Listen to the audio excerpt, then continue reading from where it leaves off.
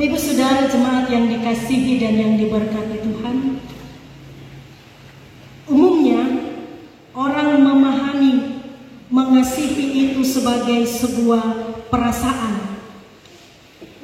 Artinya kita menaruh kasih terhadap seseorang, suka kepada sesuatu, menyayangi atau mencintai. Tapi sesungguhnya Bapak Ibu Saudara-saudara yang dikasihi dan diberkati Tuhan, mengasihi bukan sekedar perasaan, karena mengasihi adalah perbuatan, tindakan, sikap. Jadi kasih itu bukan sekedar kata sifat, tetapi kata kerja yang menunjuk pada perilaku, tingkah laku, sikap, dan perbuatan seseorang. Hari ini tema khotbah kita dari bagian bacaan Alkitab di dalam Yohanes 17 ayat 1 hingga ayatnya yang ke-26 tadi adalah mengasihi sebagai tanda mengenal Allah yang benar. Ternyata Bapak Ibu Saudara-saudara, mengasihi ini bukan hanya terkait dengan perilaku pribadi kita masing-masing, tetapi mengasihi ini terkait dengan relasi. Mengasihi menunjukkan relasi kita dengan Tuhan. Mengasihi menunjukkan iman kita. Karena perilaku kasih adalah tanda bahwa kita mengenal Allah yang benar. Perbuatan kasih adalah wujud bahwa kita hidup di dalam Allah. Jemaat yang dikasihi dan yang diberkati Tuhan, pembacaan Alkitab bagi kita dalam Yohanes 17 ayat 1 sampai 26 ini adalah sebuah doa. Doa Yesus untuk murid-muridnya. Doa agung Tuhan Yesus. Sebelumnya Yesus pernah mengajar para muridnya bagaimana harus berdoa. Ketika Yesus memulai pelayanannya, Yesus mengajar murid-muridnya untuk berdoa, yaitu doa Bapa kami. Sekarang, doa dalam Yohanes 17 ini, sebuah doa sebelum Yesus memasuki jalan salib, sebelum Yesus mengakhiri pelayanannya di bumi. Bapak Ibu Saudara, ada 3 hal yang terkandung di dalam doa Yesus ini. Yang pertama yaitu relasi antara Yesus dan Bapanya. Yesus dan Bapa adalah satu. Jadi mengenal Yesus berarti mengenal Bapa. Menerima Kristus berarti menerima Bapa. Janji Bapa digenapi di dalam Yesus. Yang kedua Bapak Ibu, relasi antara Yesus dan Bapa dengan para muridnya. Jadi kalau yang pertama relasi antara Yesus dan Bapa, yang kedua Yesus dan Bapa dengan murid-muridnya. Bahwa murid-murid Yesus adalah milik Allah dan menjadi satu dengan Allah, sebagaimana Yesus dan Bapa adalah satu. Menarik sekali Bapak Ibu Saudara bahwa di dalam doanya ini Yesus berdoa supaya para muridnya dipelihara, dilindungi dari yang jahat. Yesus berdoa agar murid-murid disertai untuk melanjutkan misi Yesus meskipun dibenci oleh dunia. Yesus berdoa supaya murid-murid dikuduskan dalam kebenaran firman-Nya. Yang ketiga Bapak Ibu adalah relasi dengan semua orang percaya. Jadi relasi Allah para rasulnya dengan gereja Tuhan di seluruh dunia. Yesus berdoa supaya semua orang percaya, yaitu gereja, menjadi satu.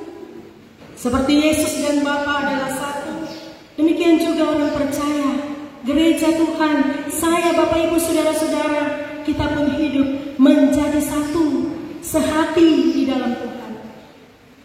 Jadi Bapak Ibu Saudara, ternyata bahwa hakikat gereja yang gereja yang kesal, hakikat gereja itu bukan sekedar sebuah identitas Bapak Ibu Saudara, tapi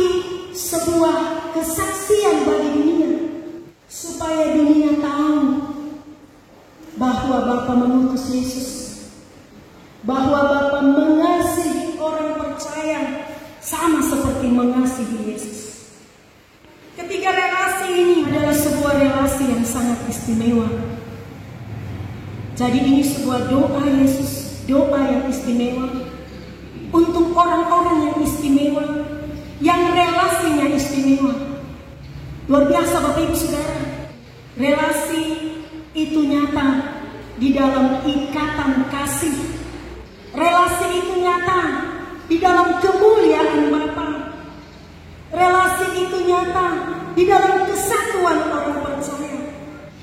Bapak Ibu Saudara yang dikasihi dan diberkati Tuhan, doa Yesus agar gereja menjadi satu, ini maksudnya bukan supaya kita semua harus sama, seragam.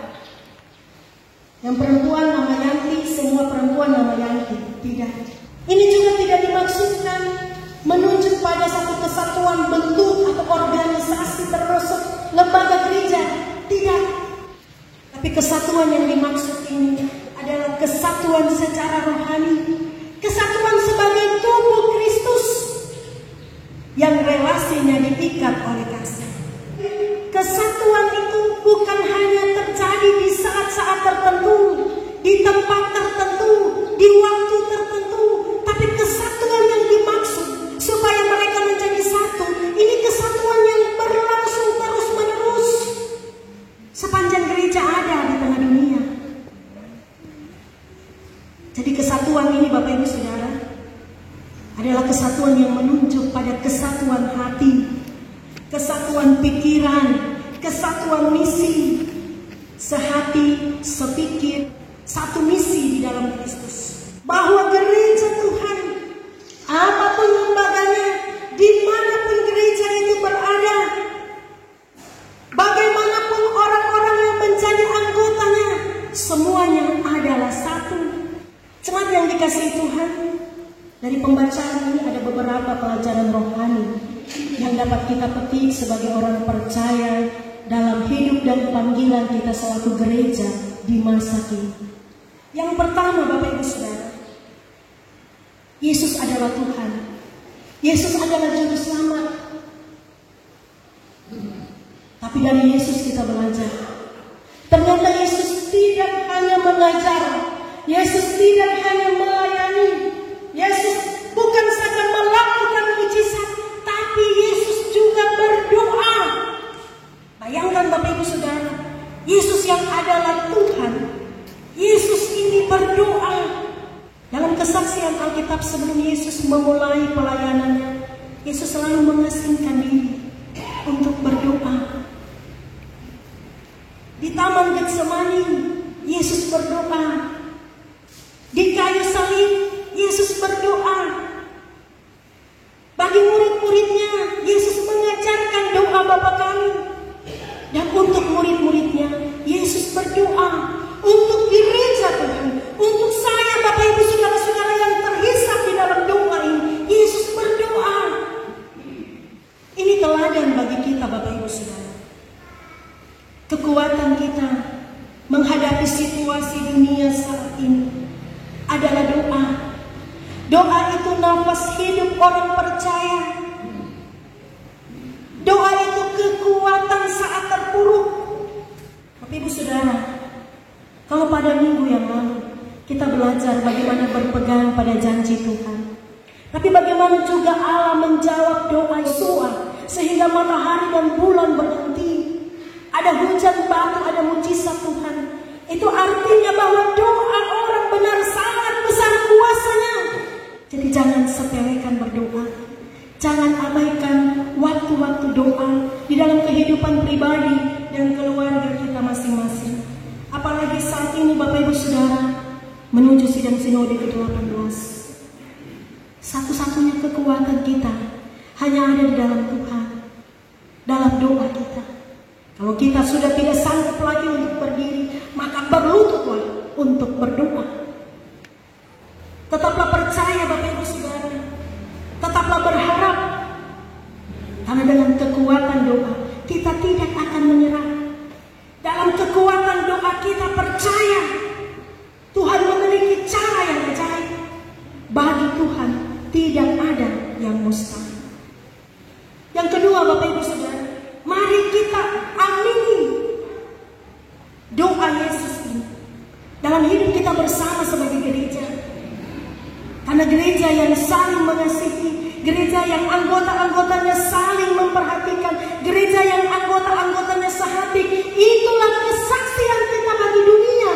Apa kesaksian kita bagi Indonesia? Kesaksian kita adalah hidup sehati sebagai gereja. Kesaksian kita di tanah Papua adalah menjadikan Papua sebagai tanah damai, tanah Injil. Itu bentuk kesaksian kita bagi dunia. Kesaksian kita adalah kami Baranuko di Waropen. Itu bentuk kesaksian kita bagi dunia. Jadi sepanjang kita belum sehati, Bapak Ibu Saudara, sepanjang doa ini tidak kita aminkan dalam persekutuan kita, berkat itu tidak datang untuk kita. Bapak Ibu Saudara, mari belajar untuk mengaminkan doa Yesus ini dalam hidup gereja sebagai kesaksian kita bagi dunia. Jadi kalau kita aminkan doa Yesus ini, maka itu nyata di dalam perbuatan kita yang mengasihi Tuhan dan pekerjaannya meskipun kita menderita. Jadi kita mengaminkan doa Yesus ini dengan sukacita kita melayani Tuhan. Jadi kita mengaminkan doa Yesus ini dengan pengharapan kita, keyakinan iman kita. Dunia mau jadi seperti apa, COVID ini arahnya seperti apa, kita tetap mengimani Tuhan. Yang ketiga, Bapak Ibu Saudara, kalau tadi yang kedua, mari kita aminkan doa Yesus. Maka yang ketiga, mari kita imani doa Yesus. Doa Yesus ini menunjukkan betapa Yesus peduli. Jadi sebelum Yesus mengakhiri pelayanannya, Yesus bukan hanya berdoa untuk para muridnya, tapi Yesus berdoa untuk saya, Bapak Ibu Saudara, gereja di sepanjang segala zaman, bahkan sebelum kita lahir. Yesus berdoa, Ia memelihara kita, Ia melindungi kita, Ia menguduskan kita, Ia bersama dengan kita. Yesus tahu, Bapak Ibu Saudara, apa yang kita hadapi di dunia ini. Yesus tahu bagaimana respons dunia terhadap Injilnya. Tapi di dalam doanya ini ada jaminan pemeliharaan bahwa Allah memelihara, Allah melindungi, Allah menguduskan, Allah mengasihi. Kita mengasihi karena kita sudah mengenal Allah yang benar. Dan apapun kehidupan kita di dunia ini, Ia mengasihi kita, Ia peduli dengan kita. Saat sakit, Ia pulihkan dan sembuhkan. Saat berduka, Ia beri penghiburan abadi dan jaminan kehidupan kekal. Saat mati, tidak ada sesuatu pun di mana kasih-Nya tidak menjangkau kita. Mari Bapak Ibu Saudara menjalani hari-hari pada minggu kerja yang baru ini. Andalkan Yesus sebagai satu-satunya Allah yang kita percaya. Yesus sumber kekuatan, sumber pengharapan, sumber kedamaian. Ia Tuhan yang memberkati kita, memelihara kita, melindungi kita, menguduskan kita, menyembuhkan kita, memulihkan kita, dan selalu beserta dengan kita. Tuhan memberkati kita dengan firman-Nya. Amin.